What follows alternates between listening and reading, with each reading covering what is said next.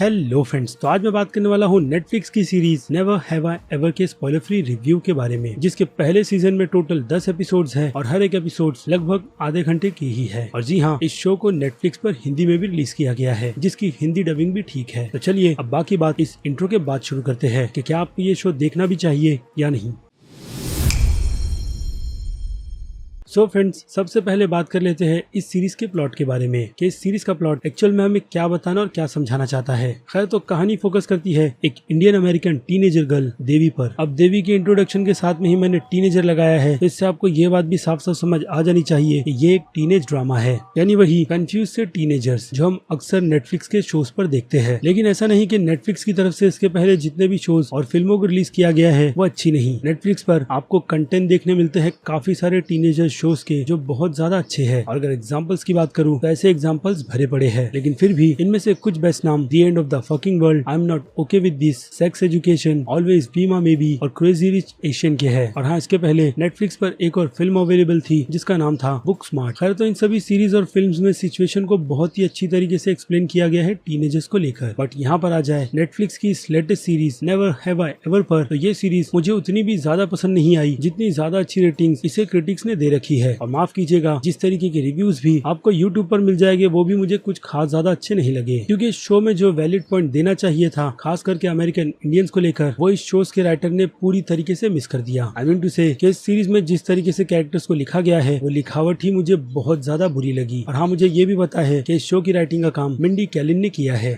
जिनके दिमाग से इस सीरीज के आइडिया को निकाला गया है। तो अब आई डोंट नो कि वो कितनी ज्यादा इंडियन है, क्योंकि कहानी उन्होंने अपनी ही लाइफ से इंस्पायर कर लिखी है, जिसमें कुछ फ्लॉज बिल्कुल भी ठीक नहीं बैठते। एग्जाम्पल के तौर पर देवी की फैमिली को ही ले लो, जिसमें उसकी एक मॉम है जो कैलिफोर्निया में ही रहती है और शो के स्टार्ट में ही उनके हस्बैंड की डेथ हो जाती है। तो ये कोई स्पॉइलर नहीं, लेकिन जिस तरीके से उनके कैरेक्टर को इस सीरीज में लिखा गया है, सच में वो राइटिंग मुझे बहुत ज्यादा बुरी लगी। क्योंकि एक इंडियन मॉम जो बिना हस्बैंड के फॉरेन में रह रही है, उनकी सोच अब भी एक इंडियन की ही तरह है, यानी अपनी बेटी को किसी भी लड़कों के साथ घूमने की परमिशन ना देना, और किस और सेक्स की तो बात ही छोड़ दो, वो भी फॉरेन जैसी कंट्री में। और ऊपर से वो एक सिंगल मॉम है जो इस टाइप की सोच रखती है। तो अगर हाँ, इस फैमिली में अगर एक पिता होते जो बार बार अपनी वाइफ को यही समझाने की कोशिश करते कि वो लोग अब एक अलग कंट्री में है तो उन्हें एक अलग ही कल्चर के साथ रहना चाहिए, तो ये चीज इस सीरीज से पूरी तरीके से गुम थी। और अब एक सिंगल मॉम फॉरेन में रहकर इंडियंस की तरह बर्ताव करती है और वहाँ पर वो एक डॉक्टर भी है, तो चीजें पूरी तरीके से बदल जाती है। और ऊपर से आ जाए देवी और उनके दोस्तों के कैरेक्टर पर, जो टीनेज के टाइम पर बहुत ज्यादा कंफ्यूज है, जैसा हमने काफी सारी सीरीज में देखा है। बट सिचुएशंस को बहुत ही अच्छी तरीके से उन सभी में एक्सप्लेन किया जाता है, जो मुझे इस सीरीज से पूरी तरीके से मिसिंग लगा। और मुझे इस सीरीज में किसी से सबसे ज्यादा नफरत हो रही थी, जिसकी राइटिंग इस सीरीज में बहुत ज्यादा वर्स्ट थी, तो वो है कमाला का कैरेक्टर, जिसे इस सीरीज में ही क्यों डाला गया ये बात तो खुद इसके राइटर को ही पता होगी। क्योंकि वो एक ऐसा कैरेक्टर है जो अपने परिवार वालों से झगड़ा कर फौरन तो आ गई है पढ़ाई के लिए, बट अपने फैसले नहीं ले सकती। तो ग्रो अप भैया, किस तरीके की बचकाना स्टोरी आप लिख रहे हो। एनीवेज, तो इस सीरीज के प्लॉट की पूरी बात खत्म करते हुए मैं एक ही बात आपके सामने सिंपल तरीके से रखूंगा कि देवी और उसके दोस्तों का यही मानना है कि स्कूल में सभी के सामने कूल लगने के लिए उसे किसी हैंडसम बंदे के साथ में सेक्स करना होगा जो उसके कॉलेज का ही हो। इससे उनकी लाइफ बदल जाएगी, क्योंकि एक हिसाब से फॉरेन में वर्जिन को बहुत ही बुरी नजरों से देखा जाता है, जो कि मेरे हिसाब से मुझे नहीं लगता है कि ऐसा कुछ भी किसी इंडियंस को वहाँ पर शिफ्ट हो जाने के बाद लगना चाहिए, और ना ही उनके पेरेंट्स को। और अगर हाँ, पेरेंट्स साथ में रहते हैं जो इंडिया से अभी अभी वहाँ पर शिफ्ट हुए हैं, तो उनकी सोच को अगर कुछ डिफरेंट तरीके से इस सीरीज में ऐड किया जाता तो ये चीज मुझे बहुत ज्यादा अच्छी लगती। बट नहीं, यहाँ पर एक फैमिली वेल सेटल दिखाई गई है और देवी का कैरेक्टर भी वहीं पर पला बड़ा है। ऐसे में चीजों को बहुत ज्यादा डिफरेंट करना, ये बताकर कि इंडियंस ऐसे ही रहते हैं, तो ग्रो अप ये सारी चीजें ऐसे नहीं रहती। क्योंकि इंडियंस की भी सोच बदली है जो इंडिया में रहकर थोड़ा अलग सोचते हैं, क्योंकि कुछ की गिनती तो की ही जा सकती है। क्योंकि बाकी सभी इंडियंस की बात मैं नहीं कर रहा, क्योंकि आप सभी की सोच को नहीं बदल सकते, और ऐसी ही सोच के लोग अमेरिका में भी रहते हैं। और बाकी जो इंडियंस फॉरेन में जाकर सेटल हो गए हैं, उनमें से सभी बहुत ही फ्रीडम के साथ रहते हैं अपनी लाइफ को अपने हिसाब से जीने के लिए। बट शुरुआत उनकी ऐसी ही किसी स्ट्रगल से शुरू होती है कि उनके बच्चे बाहर किससे मिलते हैं और किसके साथ जाते हैं। बट धीरे धीरे लोग उस माहौल में ढल जाते हैं, जो इस सीरीज में मुझे बिल्कुल भी नजर नहीं आया, यानी देवी की मॉम। इनफैक्ट इसके अलावा बाकी जितने भी कैरेक्टर्स को देखा जाए तो हर एक कैरेक्टर की बैक स्टोरी को इस सीरीज में मुझे नहीं लगता है कि खास ढंग से लिखा गया है, जिससे कि हम उन कैरेक्टर से बहुत अच्छी तरीके से कनेक्ट हो पाए। तो मुझे लगता है मेरी इस बात से बहुत लोग डिसअपॉइंट होने वाले हैं, क्योंकि काफी लोगों ने मुझे सीरीज का रिव्यू करने के लिए कहा था, जिनकी नजर में ये शो ने बहुत ज्यादा पसंद आया था। बट मेरी राय इस शो को लेकर यही है, अब मैं क्या करूँ। यानी देखा जाए तो इस शो की बुराई मैंने स्टार्ट से करना ही शुरू कर दी थी, क्योंकि मेरे हिसाब से मुझे ये शो इसी तरीके से समझ आया है। इसलिए अगर आपको ऐसे किसी इंडियन टॉपिक पर किसी इंडियन शोज को बनाना है तो उसमें आपको इंडियंस को इन्वॉल्व करना होता है, जैसे कि जो अभी अभी फॉरेन में जाकर रह रहे हैं और उनका स्ट्रगल कैसा है। तो अगर ऐसा कोई आइडियाज इस सीरीज में ऐड किया जाता तो सच में ये सीरीज बहुत ही ज्यादा अच्छी बनती। उसके बाद जाकर हमें सारे कैरेक्टर्स के वैलिड पॉइंट इस सीरीज में अच्छी तरीके से समझ जाते, जो कि मैंने पहले ही कहा कि ये चीज मुझे किसी भी कैरेक्टर्स के साथ होती हुई बिल्कुल भी नजर नहीं आई। और ऊपर से शो इतना ज्यादा प्रिडिक्टेबल था कि शो के स्टार्ट के 2-3 एपिसोड्स के बाद ही मैंने ये अंदाजा लगा लिया था कि इस शो को एंड किस तरीके से किया जाएगा। हालांकि पूरे शो को एक ऐसे एंड पर छोड़ा गया है कि इसका सीजन 2 भी आएगा, बट फिर भी सीजन जिस तरीके से भी एंड हुआ है तो उससे ये अंदाजा भी हो जाता है कि सीजन 2 में हमें अलग देखने क्या मिलेगा, यानी कुछ भी नया नहीं है इस शो में, जिसे देखकर मैं बहुत ज्यादा एंजॉय करूं, सिवाय एक इंडियन अमेरिकन फैमिली को इस सीरीज में दिखाकर। अब मुझे पता नहीं कि बाकी दूसरे क्रिटिक्स इस शो को इतना ज्यादा एंजॉय क्यों कर रहे हैं, तो शायद हो सकता है कि उनकी सोच इंडियंस को लेकर कुछ इसी तरीके की है। और अब बात करें बाकी दूसरे डिपार्टमेंट्स की, तो जी हाँ, शो का डायरेक्शन बहुत ही अच्छा लगा मुझे, क्योंकि नेटफ्लिक्स बजट की कोई कमी नहीं रखता ऐसे किसी शोज में। और उसके अलावा शो की एडिटिंग की बात करें तो शो मुझे थोड़ा ज्यादा लेंथी लगा है, यानी बीच में मैं इस शो से थोड़ा बहुत बोर तो हो ही रहा था, खास करके कमाला की हर एक एंट्री पर। उसके अलावा सभी की परफॉर्मेंस की बात करें तो जी हाँ, देवी का रोल कर रही एक्ट्रेस मैत्री रामाकृष्णा का रोल बिल्कुल परफेक्ट था देवी के कैरेक्टर में। बट अगर शो को ही अच्छे ढंग से नहीं लिखा गया हो तो मुझे नहीं लगता है कि अच्छी परफॉर्मेंस भी किसी शो को बचा सकती है। और अब आ जाए बीजीएम पर, तो बीजीएम भी कुछ खास ज्यादा अच्छा नहीं था इस शो का, यानी कि एक एवरेज सा शो। खैर, तो अब आ जाए शोज की रेटिंग पर, तो रही बात एक्शन, हॉरर और सस्पेंस की, तो ये रेटिंग 5 में से 0 स्टार की रहेगी, क्योंकि तीनों ही चीजें सीरीज से पूरी तरीके से मिसिंग है। उसके बाद आ जाए कॉमेडी पर, तो कॉमेडी के लिए भी यहाँ पर 5 में से 1 स्टार ही मिलेगा इस सीरीज को, क्योंकि इस शो को देखकर मैं तो बिल्कुल भी नहीं हंसा। और उसके बाद ड्रामा की बात करें तो ड्रामा यहाँ पर 5 में से 2 स्टार की रेटिंग ले जाते हैं, यानी कि शो को भी अच्छी तरीके से बिल्ड नहीं किया गया। और इसके अलावा मासेस ऑडियंस की बात करें तो मासेस ऑडियंस की नजर में इस शो की रेटिंग सीधे सीधे B- की बनती है, क्योंकि मुझे नहीं लगता है कि मासेस ऑडियंस इस शो को बहुत ज्यादा एंजॉय करेगी। और इसके अलावा क्रिटिक्स की बात करें तो जैसा कि आप सभी को पता है कि क्रिटिक्स को ये शो बहुत ज्यादा पसंद आया है, जिसके चलते उनकी नजर में शो की रेटिंग A की बनती है। और बात करें मेरी, तो मैं इस शो को सीधे सीधे C की रेटिंग दूंगा, वो भी सिर्फ इसलिए क्योंकि इंडियन के हिसाब से इस शो को सही तरीके से बिल्ड नहीं किया गया मेरे हिसाब से। और मेरी पूरी राय मैंने आपको अपने इस वीडियो में बता दी है, लेकिन फिर भी अगर आपको डिटेल के चलते वो सारी चीजें समझ नहीं आई है तो मैं आपको सिंपल तरीके से बताता हूँ कि आप इमेजिन करो कि आप एक सिटी से दूसरे सिटी में रहने जा रहे हो, जहाँ पर स्टार्ट में आपको एडजस्ट करने के लिए बहुत ज्यादा प्रॉब्लम होती है, लेकिन 1-2 साल के बाद आप उस सिटी में पूरी तरीके से घुल मिल जाते हो, जो इस सीरीज के साथ बिल्कुल भी नहीं होता, वो भी एक फैमिली मेंबर की डेथ हो जाने के बाद, जिसकी वजह से आपकी लाइफ में काफी सारी चेंजेस आ जाती है और फैमिली उसी ढंग से रहना शुरू कर देती है। बट देवी की मॉम अपने हस्बैंड की मौत के बावजूद भी काफी सारी चीजों को एडजस्ट नहीं कर पाती। यहाँ तक कि देखा जाए तो देवी की मॉम को ये तक नहीं पता कि उसके हस्बैंड अपनी स्कूटर से कितना ज्यादा प्यार करते हैं, जिसे वो बेचने के लिए निकल जाती है और बाद में उसे एहसास होता है कि उसने कितनी बड़ी गलती की। तो किसी सेंस टॉपिक के साथ आप स्टोरी लिखने का काम कीजिएगा, तभी जाकर शोज मेरे हिसाब से तो बहुत ज्यादा अच्छे बनते हैं। जो माफ कीजिएगा, फिलहाल तो ये शो उतना ज्यादा नहीं है। तो अब आपकी क्या राय है never have I ever show को लेकर, उस बारे में मुझे कमेंट कर जरूर बताइएगा कि अगर आपने ये शो देखा है तो आपको ये शो कितना ज्यादा पसंद आया है। और इसी के साथ साथ अगर आपको मेरा काम जरा सा भी पसंद आया है तो मेरे इस वीडियो को लाइक करना बिल्कुल भी मत भूलिएगा। और अगर आप मेरे चैनल पर नए हैं तो मेरे चैनल को सब्सक्राइब भी कर लीजिए, लगे हाथ तो इस बेल आइकन को भी क्लिक कर दीजिएगा, ताकि मैं चैनल पर जब भी कोई नई वीडियो अपलोड करूँ आपको उसकी नोटिफिकेशन सबसे पहले मिले। तो चलिए अब मिलते हैं आपसे अगले वीडियो में। Till then